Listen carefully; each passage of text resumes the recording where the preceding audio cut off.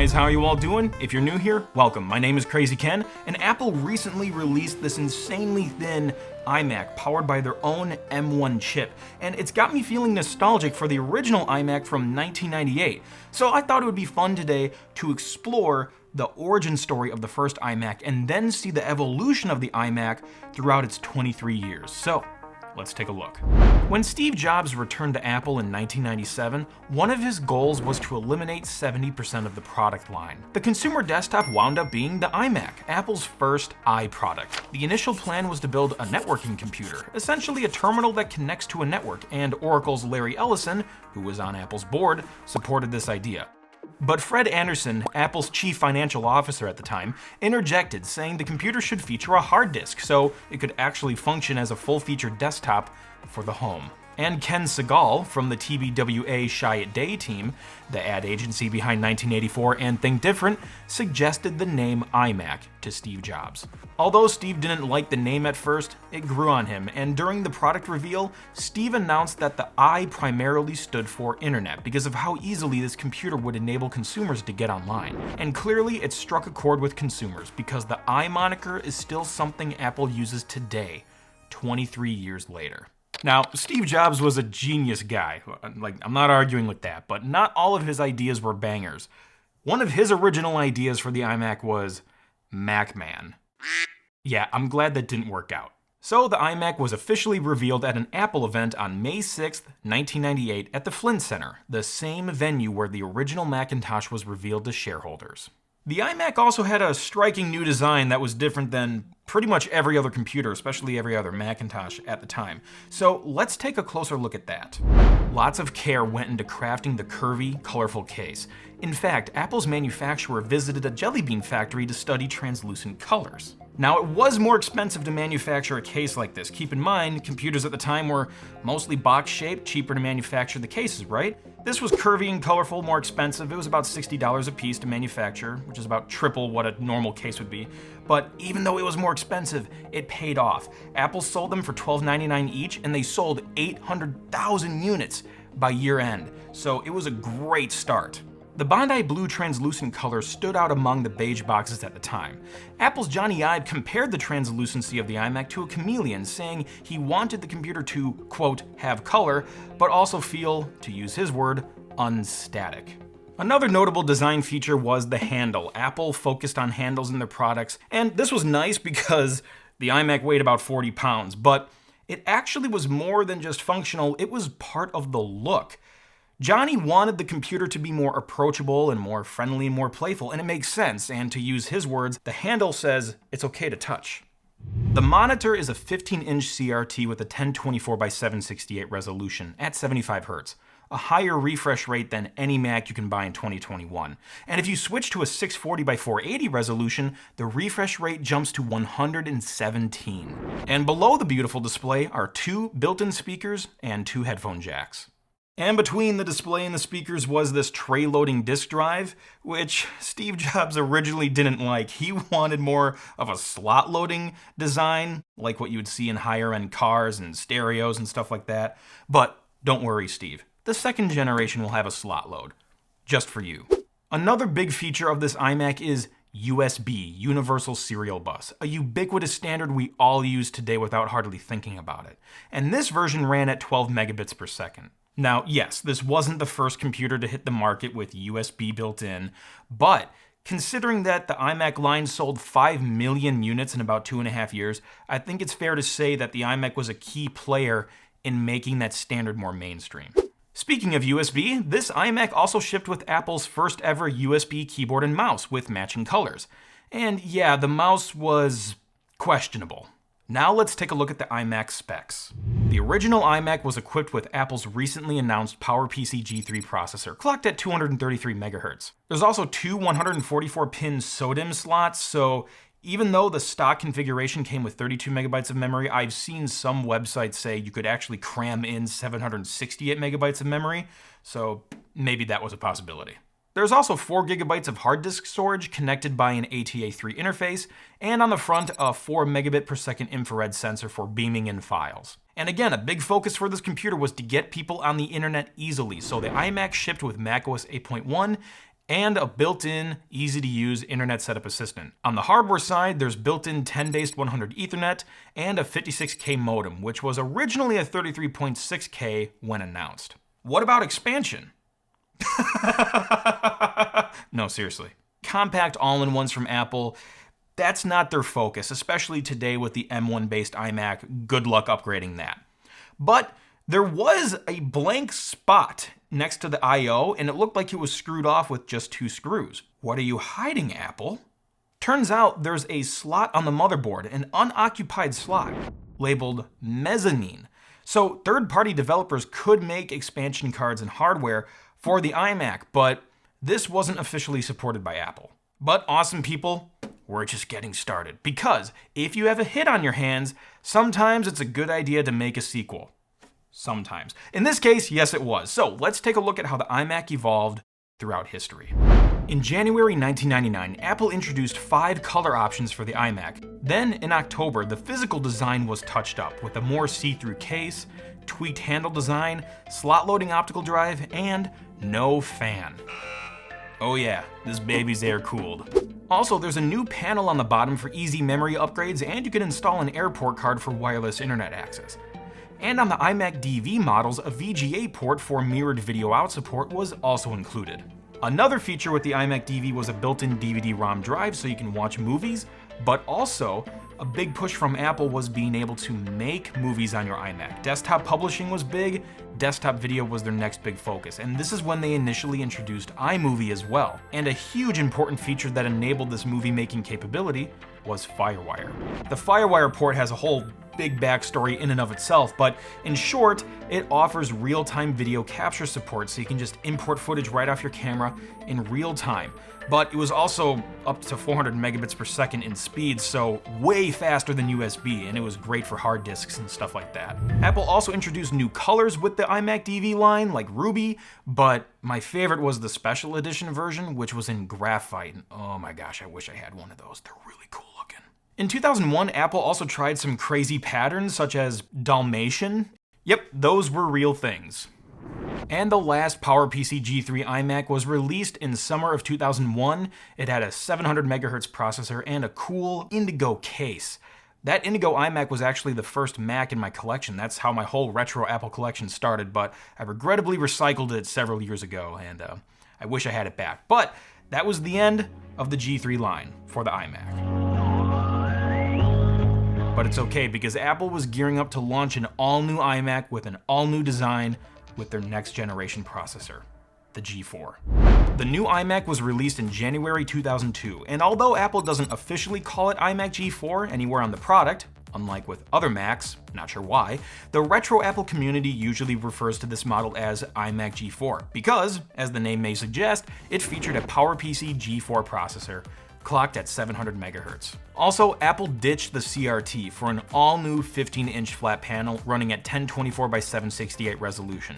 But to keep the display that thin, the rest of the computer needed to sit in a separate housing, so Apple designed this dome-shaped base for the iMac and connected the display with a swivel arm, which is also tilt and height adjustable. Apple also reverted to a tray loading design for this model, hidden behind this little door flap. And alongside the iMac G4, Apple actually changed the letter for one of their other products from an I to an E, the eMac, focusing more toward education markets. This offered a PowerPC G4 Mac, but with a CRT. So overall, the computer cost was lower, but you didn't lose that G4 performance. Now, there were other screen sizes available and other features and configurations, but man, if we cover everything, we're gonna be here forever. But basically, this was the iMac G4. I love this design, it's so much fun. I think it's one of Apple's more iconic designs, but the weird thing there is, even though we liked it a lot, I don't know how much Apple really liked it, because this was actually the shortest lived iMac design. It lasted only about 2 years, but I think that's okay, because its successor set the foundation for how the iMac's design would work, all the way up until today, 17 years later, the iMac G5. This is the iMac G5, and it actually is officially called iMac G5 this time, and it was available in 17 and 20-inch configurations. Apple designed the iMac G5 with a similar design language to the iPod, which is what we see today with the iMac's new design language sprouting from the iPad. The whole computer is suspended above your desk with a metal L-shaped foot, which offers effortless tilt adjustment. And like the name suggests, this Mac boasts a PowerPC G5 processor with a baseline clock speed of 1.6 GHz. The ports were vertically aligned on the back, and it even featured a vertical mount slot loading optical drive. And as you can probably tell, this iMac is where the whole chin trait started from. That's a feature we see on all the future iMacs. Some people love it, some people hate it. And this chin had a grill built into the bottom, and this is where the speakers were so the sound could come out. But 3 blowers also draw air in through this grill, and then the heat rises out of the top slit.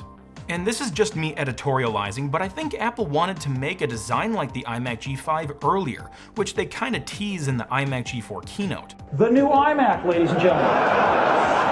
But there are some problems with this. We have to turn the drives on the side.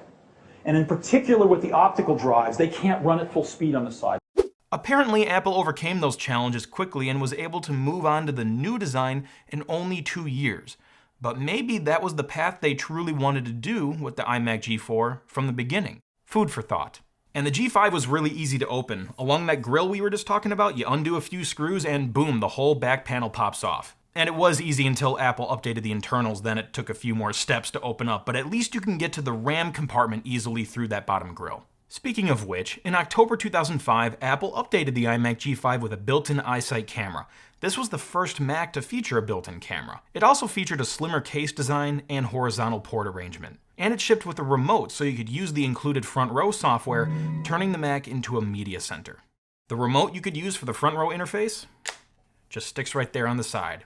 Magnets! And here's a little known fact about this computer.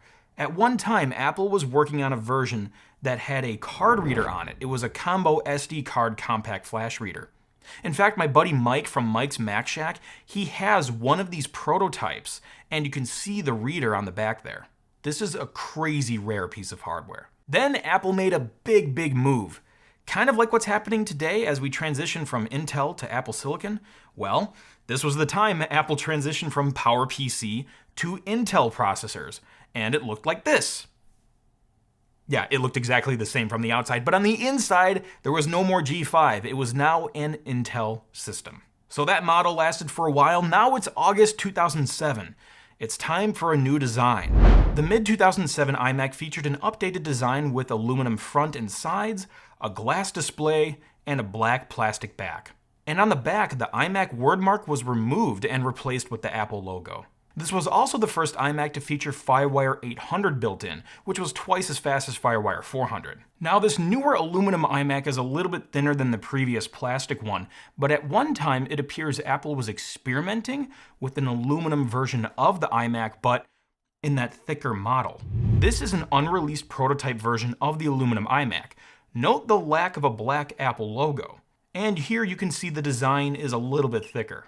But in the end, Apple must have overcome whatever challenges they were having with thermals or whatever, and in typical Apple fashion, they innovated. In 2009, the iMac's design was tweaked with an edge-to-edge glass display, full aluminum back, and a more slanty foot. It was also available in 2 new sizes, 21.5-inch and 27-inch. This was also the first iMac to include a built-in SD card slot, and Intel Core i5 and i7 configuration options. And in 2011, Thunderbolt was added to the iMac for the first time, and it featured a 10 gigabit per second speed. And now, we come to the iMac design that clearly was really good in Apple's eyes because they used it for 8 years straight. In 2012, Apple unveiled an incredibly thin new iMac, 5mm thin on the edge. This was the first iMac to introduce the Fusion drive, which was a hybrid hard disk drive and solid-state drive solution. And this is the same design Apple has stuck with throughout 2020. It was just replaced recently with the new M1-based iMac on April 2021. But honestly, I have no complaints. I still think the design is great. This is my daily driver. This computer kicks butt. But it is nice to see something new now. But this era of iMac had even more innovations to introduce. The late 2014 27-inch iMac introduced a Retina 5K display, boasting a massive resolution of 5120 by 2880. And then Apple kind of surprised us. At WWDC 2017, Apple introduced the iMac Pro in a space gray color.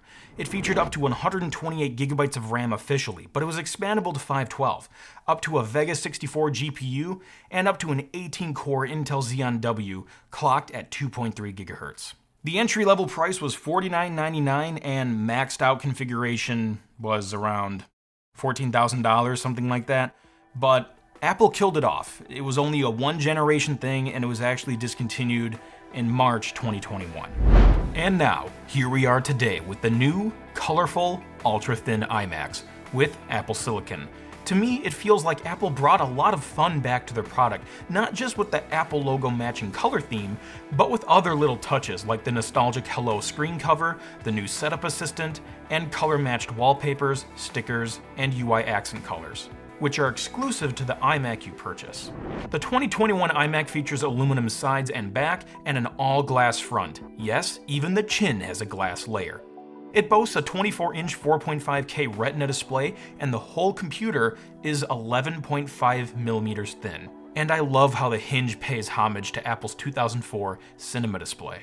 New design aside, the biggest new feature is Apple Silicon, their custom SoC, system on a chip. So with all that, you have a smaller board, smaller and quieter cooling system, and the whole computer weighs only 9.83 pounds. However, due to the thinness, a power supply can't reasonably fit inside this computer, so this is the first iMac with an external power supply.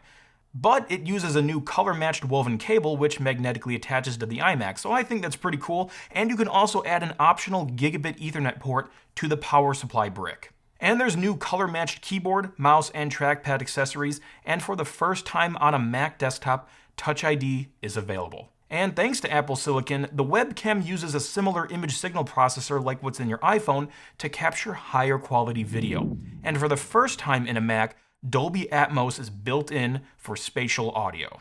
And I'm not gonna lie, when I first heard it, it surprised me.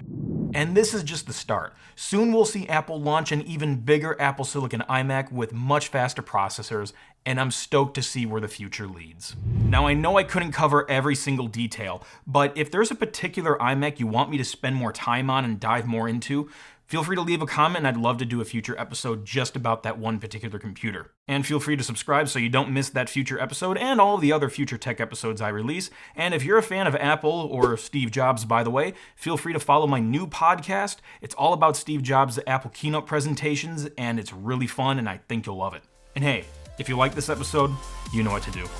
Thanks for sticking with me, catch the crazy, and pass it on.